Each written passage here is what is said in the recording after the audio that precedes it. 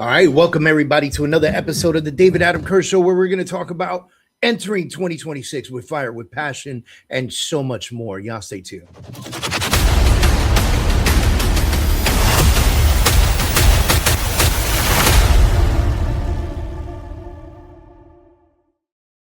All right, ladies and gentlemen, welcome, welcome, welcome. If you're watching this, you'll see that I'm fighting a little light that's coming through my window right now.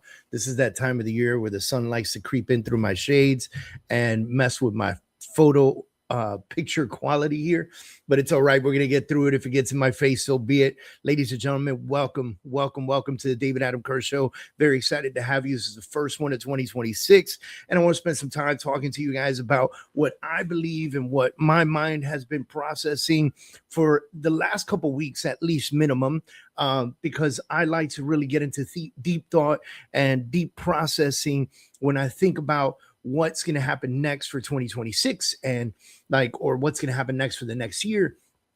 And I like to process where I've been, what I've done. I like to process the wins, the losses.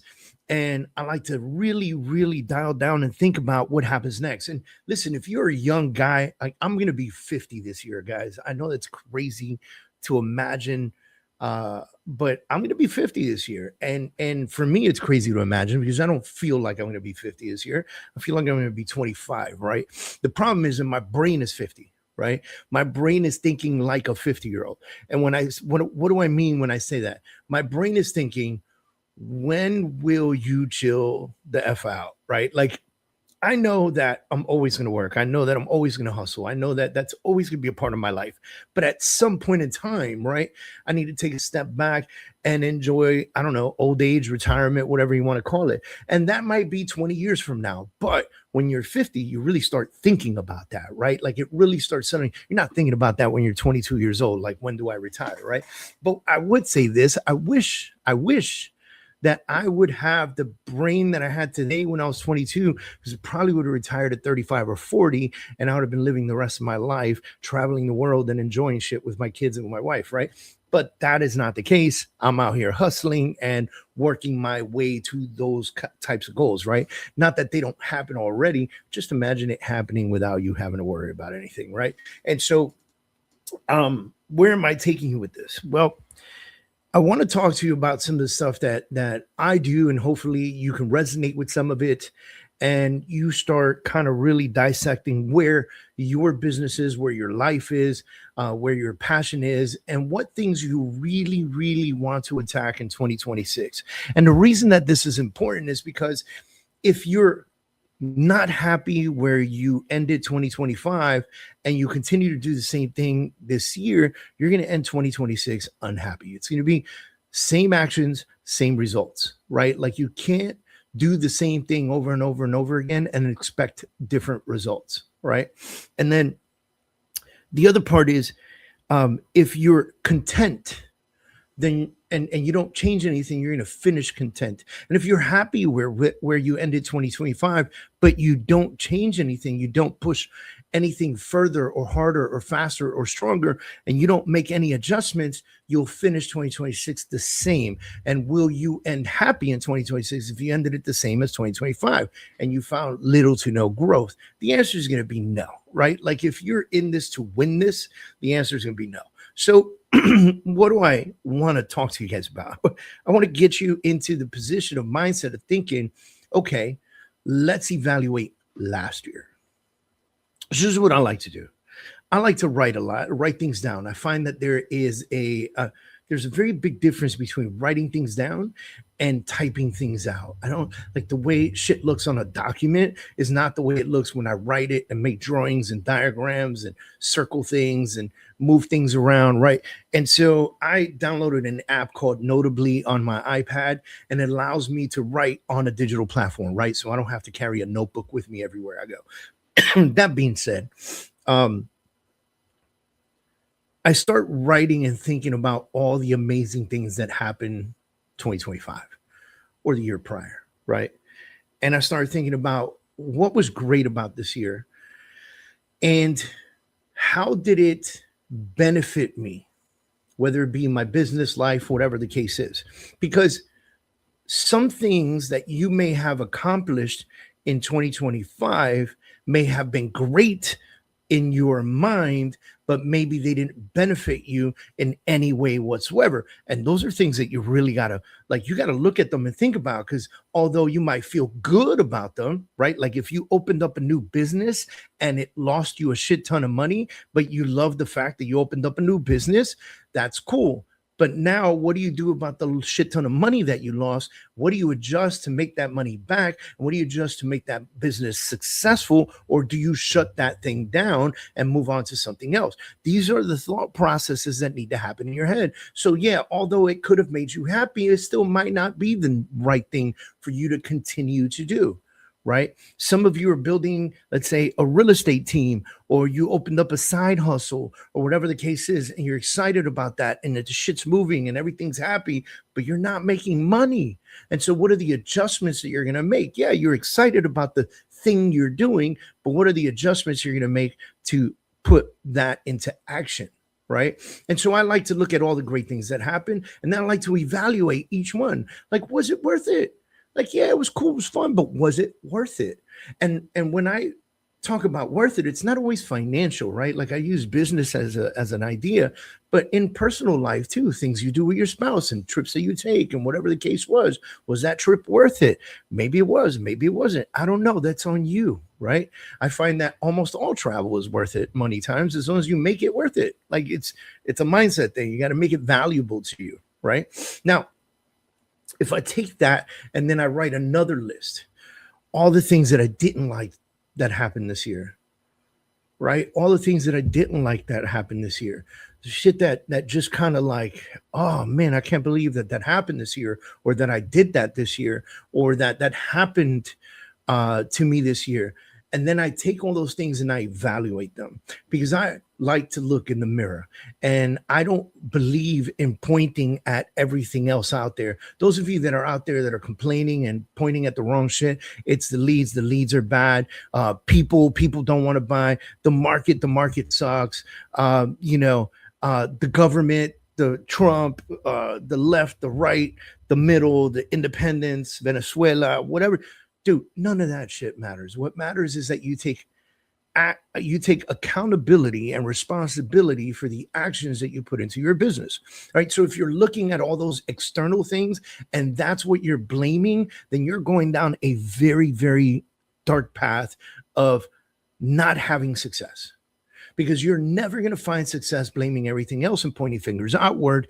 You're going to find success pointing inward. You're going to find success doing things by looking at them and going, that happened and that's my fault. I didn't make enough money this year and that's my fault. I didn't make my 6-figure income this year and that's my fault. I didn't call enough leads and that's my fault. I didn't touch enough buyers and that's my fault. I had that listing and I didn't hold enough open houses and do enough marketing behind that didn't sell. And guess what? That's my fault. Not the market's fault, not anything else's fault. Do those things have an impact? Of course, but the amount of work and effort that you put into something is the game changer of it all. So if you're looking at the negative, the positive, or the negative things that happen to you, and that you weren't able to convert them to a positive, that's your fault. And it's time to look in the mirror and go, I own that shit. I own that. That's me. I did that. And that's the reason why X happened, because Y and Z didn't work out, right? Like, and if you could sit down and do that and evaluate that honestly and from a truthful place in your body and your soul and your mind, then the roadmap for 2026 becomes significantly clearer, because then you get to decide what actions you want to take in 2026, what differences you want to create in 2026, how you want to adjust the way you do business, maybe businesses that you want to start new, maybe you want to take a new class, maybe you want to go back to school, maybe you want to double down on your business, maybe you want to sell a property to create profit and then take that profit and invest it in a business. Oh my God, like the sky's the limit. They say the sky's the limit, but there is no limit. Just go out there and have fun. And so you get an opportunity to really evaluate yourself, taking a position where you go, These are the good of last year, and these are bad of last year. And then I'm going to sit here and I'm going to evaluate every little piece of it. And I'm going to ask myself truthfully and honestly, was this worth it? What was my return on investment on this? What was OT? What was my return on time on this? And if you're not familiar with return on time, pick up my book, The Truth About Failure, where we talk about it for an entire chapter, because it's important.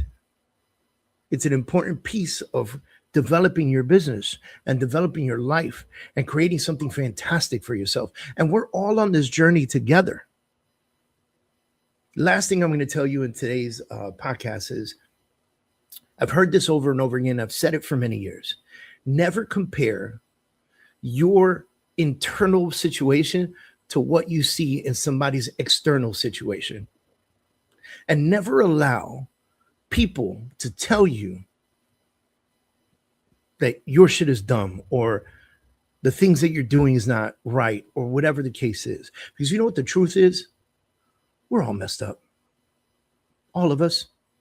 You see successful people, you think they don't have problems? Of course they have problems. You see people with a ton of money, you think they don't have problems? Of course they have problems.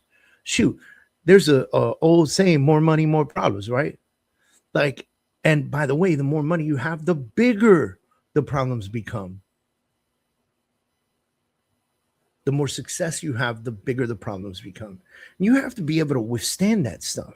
And once you realize that everyone is messed up and that you are not alone in this, and that whatever you're going through is not new and it's been dealt with before by somebody on this planet, and you realize that it's getting over it is achievable. If they got over it, you can get over it. You have the same human capacity. And we're all created to be inherently good people and inherently successful and inherently good at whatever we choose to do and whatever we choose to be great at.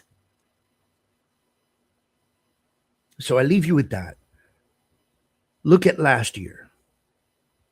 I take real time in evaluating this. Do it however long you feel comfortable doing it.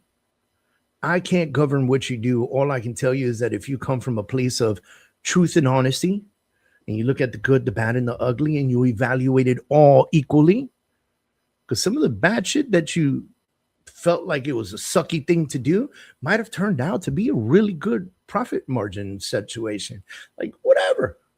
And then you might go, well, I don't hate that so much anymore because it actually made me some money. Or I don't hate that thing that I did with my wife the other day anymore because it brought us closer together. Take those opportunities. Look at it clean and clear, and don't allow anyone to judge what you plan to do next. Don't allow anyone to judge what you plan to do next. Now, I'm the worst secret keeper, man. When I'm doing something, I am the worst about not telling anybody what I'm going to do next. And I get flack and I get positivity. I get people that tell me, oh, I love that you tell people what you're going to do because you put it out to the universe and people feel like it's possible for them. And also you're telling the universe that this is about to go down. Like you're making shit happen. You're letting the universe know not to mess with you. That's one side of the argument. The other side of the argument is, dude, you got to stop telling people what you do every day. You got to stop telling people, you got to stop going on social media and telling people what your plans are. You got to stop going on there because you're going to have the haters, and the haters are going to draw negative sentiment towards you.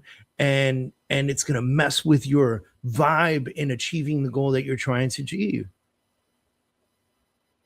And both might be right. I don't know who's right and who's wrong. I just know how I like to run my life. So do you. Be who you are. You want to tell the world about everything that you're doing? Tell the world about everything you're doing. I don't give a shit. Just be ready that haters are going to be out there and they're going to hate on you and they're going to say that you ain't going to accomplish nothing. And you have to have the fortitude and the power to withstand that. And if you can, you'll be fine. And if you want to keep your stuff a secret and you want to move in silence, then move in silence. Move in mystery. Don't let nobody know what you're doing. Let it be a surprise to them. It's completely up to you. People going to find out one day anyway, because you're going to blow up and you're doing amazing things. Guys, thanks for tuning into the David Adam Kurz Show. I appreciate you guys. Check us out at the KRealEstateCommunity.com. It's a school community, and we put all our trainings on there. So a lot of trainings and classes and videos in there. It's going to be an amazing situation for you guys, and you can interact with our community. I'll see you guys soon. Many blessings. Y'all take care. Happy New Year. Great times. See you soon.